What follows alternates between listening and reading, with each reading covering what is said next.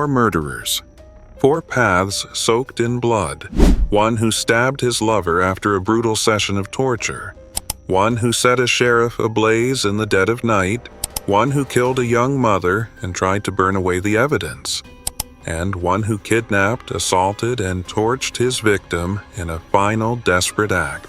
In April of 2025, the United States carried out the death sentences of 4 infamous inmates. In this video, Crimes Unearthed 911 takes you deep into the most shocking true crime stories of 2024. Their final words were they filled with regret, defiance, or chilling silence. Their last meals were they extravagant, humble, or refused altogether by those who once haunted America's darkest nightmares. Don't look away. Smash that like button, subscribe to the channel, and ring the bell so you won't miss the next gripping story. Now let's begin our journey into the darkest corners of justice. First, James Osgood, Alabama. On the morning of October 13th, 2010, a brutal scene unfolded in Chilton County, Alabama. Tracy Brown, a 32-year-old woman, failed to show up for work. Concerned by her sudden absence, her employer requested a welfare check. When authorities arrived at Tracy's mobile home, they were met with a horrifying sight. Tracy's body lay on the floor next to her bed, marked by obvious signs of violence. She had been attacked repeatedly, her injuries so severe that only forensic intervention could confirm her identity. From the very beginning, investigators knew this was no accident and no suicide. It was a vicious murder, one that carried clear signs of torture. Detective Shane Lockhart led the investigation. After examining the crime scene and gathering evidence, he suspected that more than one person had been involved. The brutality inflicted on Tracy was simply too much for a single attacker. Through a series of interviews, police quickly identified 2 individuals closely connected to Tracy on the day of her death: James Osgood and his girlfriend Tanya Van Dyke. When questioned, James described an ordinary day of errands, bill payments, and meals shared between the 3 of them. However, when pressed about his relationship with Tracy, James hesitated, then finally admitted that the 3 had engaged in sexual activities together. He and Tanya had agreed to keep this secret out of shame, but it wasn't the only thing they were hiding. A firearm was discovered inside Tracy's home, and a fresh cut was found on James's finger, evidence suggesting direct involvement in a violent assault. As the investigation deepened, the grim truth emerged: James and Tanya had planned to kill Tracy. Influenced, James said by an episode of the show CSI, they decided to act out their dark impulses. James confessed that on that day, the assault began with Tanya threatening Tracy at gunpoint. James then escalated the violence, physically attacking Tracy and forcing her into a series of sexual acts. When Tracy attempted to escape, James dragged her back and stabbed her. Even as she clung to life, he continued his assault, determined to leave no chance of survival. After Tracy finally succumbed, James cleaned himself up and returned home, while Tanya remained silent. Following the investigation and trial, James Osgood was convicted of first-degree murder, including charges of murder during the commission of rape and non-consensual sexual activity. In June of 2014, he was sentenced to death after a jury determined he showed no remorse and posed no chance for rehabilitation. Throughout the entire process, James displayed no guilt, only contempt for Tracy's life. Over the following years, James continued to file appeals in a desperate attempt to avoid execution. Yet, every effort failed. In a surprising move in 2018, James asked to be returned to death row and announced he would no longer pursue appeals. He stated that he believed in an eye for an eye and that he deserved to die for what he had done. Tracy's family supported this decision, believing he needed to take full responsibility for his actions. After spending more than a decade behind bars, James Osgood's execution date was set for April 24, 2025. On the day before his execution, he met with over 20 people, including family members, friends, and his attorneys. He ate breakfast and some light snacks, but refused lunch. For his final meal, James requested a pizza. When the hour arrived, James Osgood was led into the lethal injection chamber and strapped to the execution gurney. Before the lethal drugs were administered, James spoke his final words. After more than a decade of refusing to even say his victim's name, he finally did. "Tracy, I'm sorry," he said, an admission of guilt and remorse spoken at last. He then turned to his loved ones and gestured, "I love you." At 6:15 p.m., James slowly leaned back, taking a few deep breaths as the chemicals began to course through his body. Moments later, prison officials confirmed he had died at 6:35 p.m. James Osgood, aged 55, paid the ultimate price for his monstrous crime, bringing a bloody chapter to an end, though the scars he left behind would never fully heal for Tracy's family. Second, Mikal Mahdi, South Carolina. Mikal Mahdi, a 42-year-old man, met his fate on April 11, 2025, after spending much of his life behind bars, a life marked by brutal crimes that left many victims paying the ultimate price. His path of violence began early, but it truly spiraled into terror on July 14, 2004, when he launched a month-long crime spree that would haunt several states.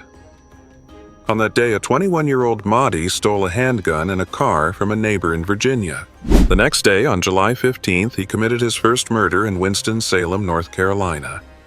Mahdi changed the car's license plate to cover his tracks and continued his journey south. He entered a convenience store carrying a can of beer. Christopher Jason Boggs, a 29-year-old employee, asked him for identification.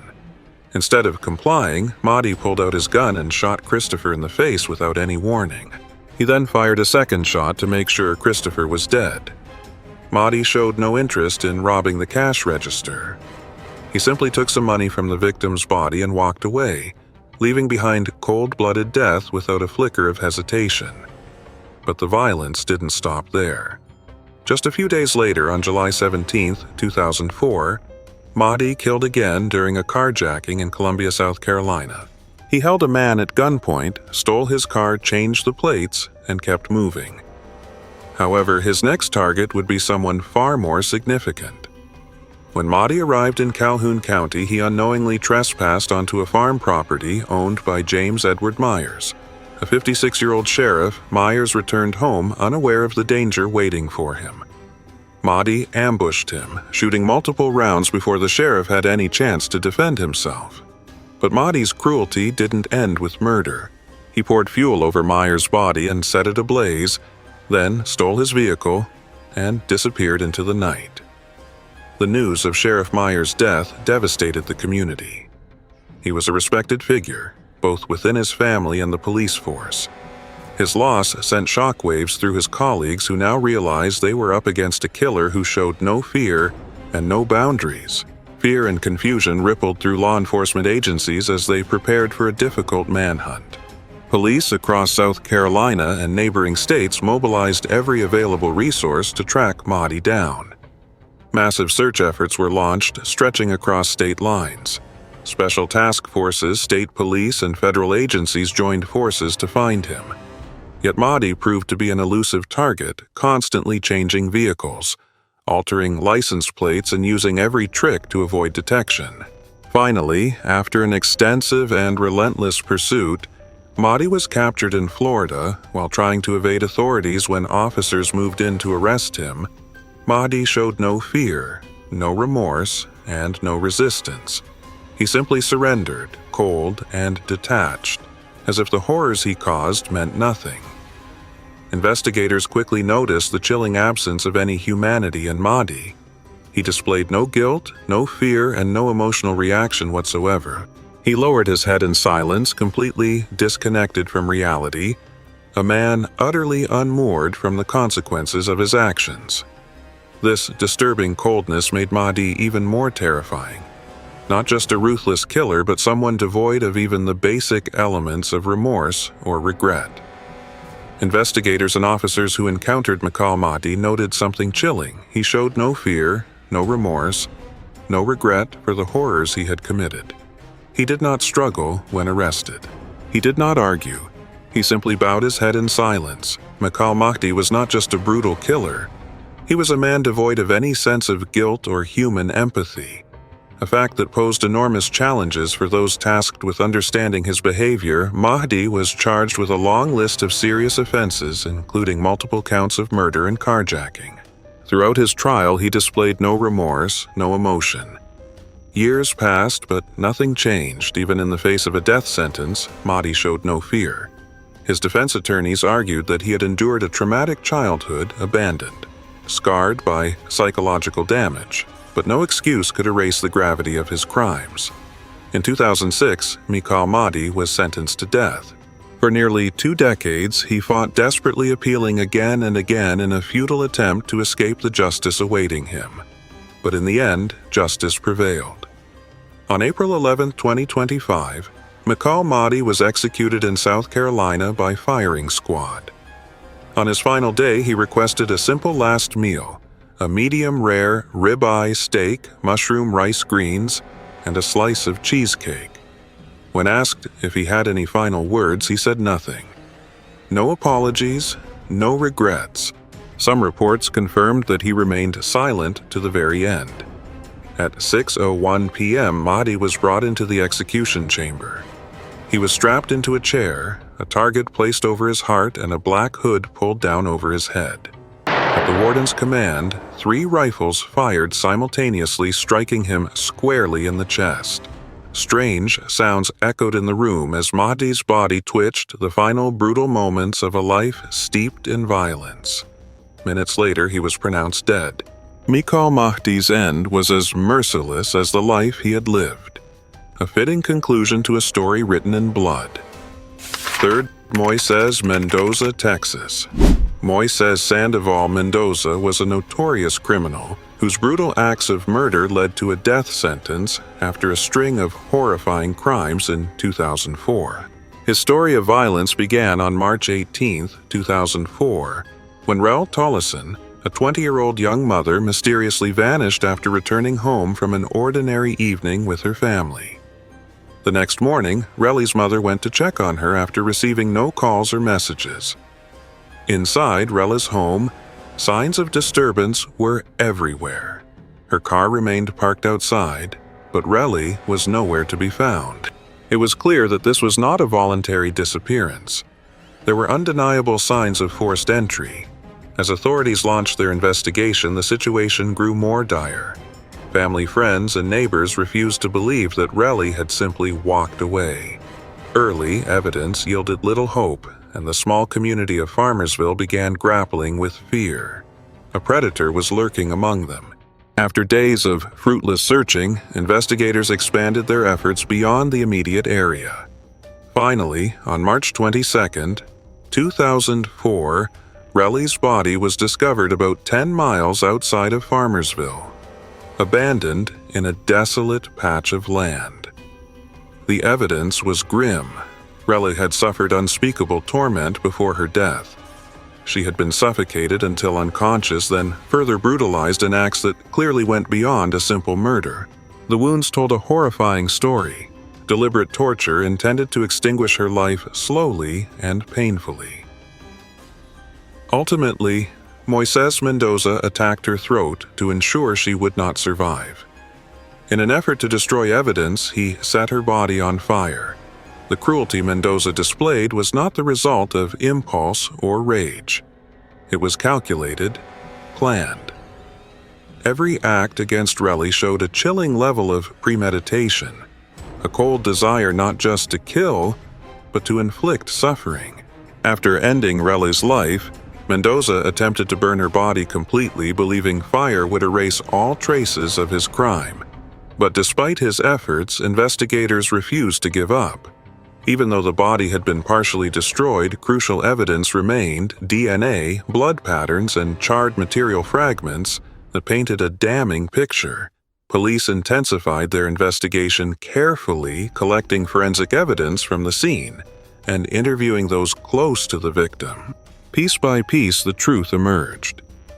Despite initial denials, the mounting evidence trapped Moises Mendoza. Faced with overwhelming proof, he eventually confessed during an intense interrogation. Mendoza admitted that he had approached Relly at her home. kidnapped her, and launched a brutal assault. He suffocated her until she lost consciousness, but when she showed signs of life, he continued his sadistic attack. Finally, he attacked her throat to ensure she could never identify him. He confessed to carefully planning the disposal of evidence, yet despite all his precautions, he failed to hide the truth from determined investigators. Even though Mendoza tried to incinerate her body and conceal it beneath a pile of branches in a remote field, forensic teams uncovered critical clues, chemical traces from the fire, DNA remnants, and physical evidence that defied his attempts to bury the crime. Mendoza's brutal calculation could not withstand the persistence of justice. When arrested, Moises Mendoza showed no emotion. He expressed no fear, no regret, and no concern for the crimes he had committed. After being tried and convicted, Mendoza spent years filing appeal after appeal. But in the end, justice prevailed. He was held accountable for the horrific acts he had committed. Moises Mendoza was formally sentenced to death in July of 2005. Over the following years, he continued to appeal and sought every possible delay. His attorneys argued that he had suffered a painful upbringing and endured serious psychological issues. But no excuse could erase the brutal truth of what he had done. In the end, every appeal was denied, and his death sentence remained intact. On April 23, 2025, Moises Mendoza faced his final day. Due to Texas abolishing the right to request a last meal back in 2011, Mendoza did not receive a special meal. However, he was still given the opportunity to speak his final words. When asked, Mendoza offered a rare apology to the victim's family. "I'm sorry for taking Rochelle's life. And to Avery, I took your mother away from you. I'm sorry for that. I know there's nothing I can say or do to make it right, but I want you to know that I am truly sorry." Whether his apology was genuine or not, it could never erase the pain he had inflicted.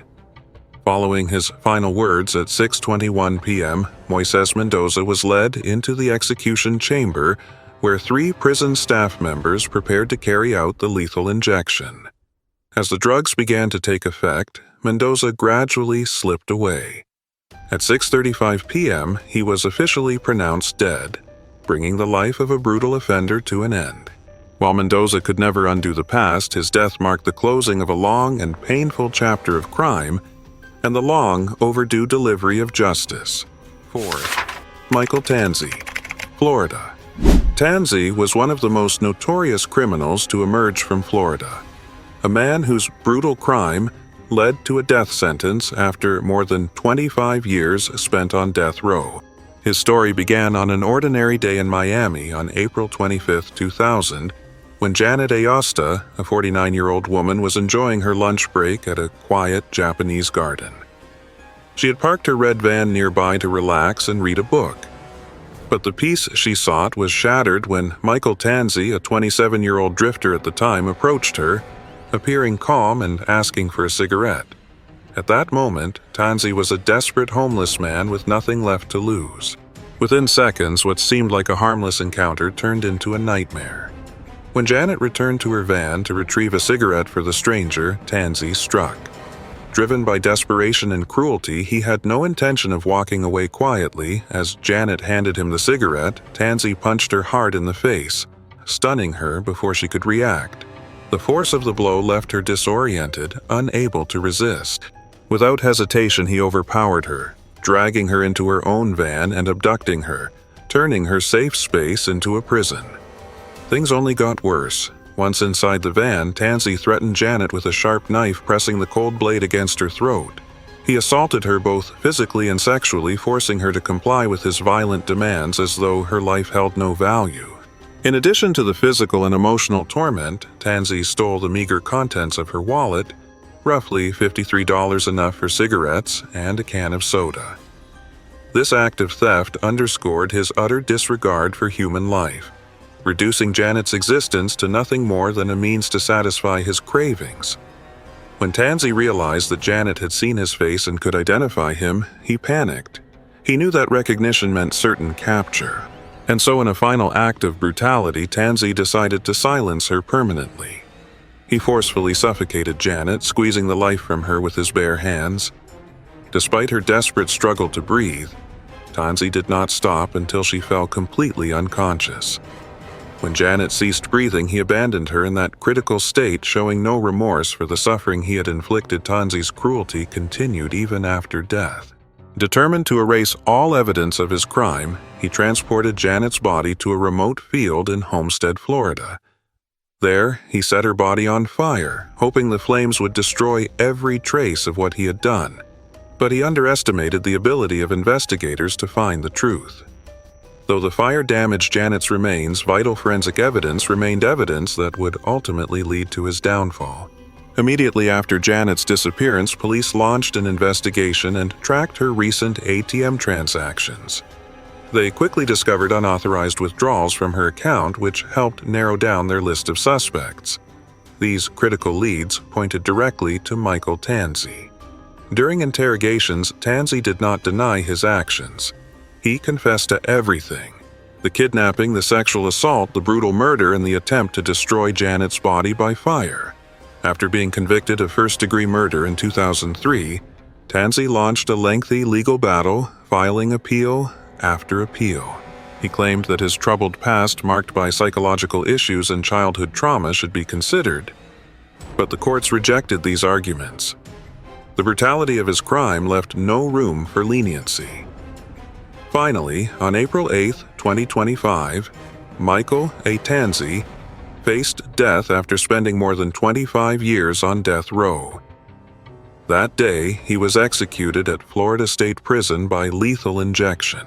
Before his execution, Tanzi requested a simple last meal: barbecued pork ribs, bacon, corn ice cream, and a candy bar, a final act that reflected his cold detachment from the horrors he had caused.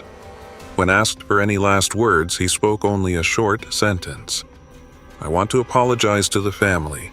At 6:12 p.m., after 3 lethal drugs coursed through his veins, Tanzi was declared dead. His execution closed the chapter on one of Florida's longest-running and most painful crime stories, but it left behind wounds that no amount of time could ever truly heal.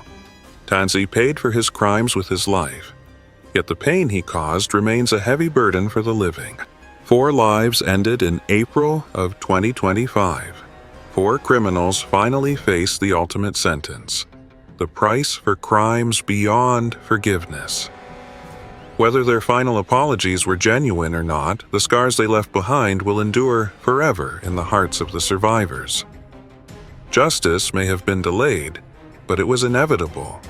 They chose the path of blood, and in the end, it was blood that wrote the final chapter of their lives. If you're drawn to the stories hidden behind prison walls, where the cost of crime is a lifetime or a single injection, make sure to like this video, subscribe to the channel, and turn on notifications, because the truths that await might be even colder than you expect.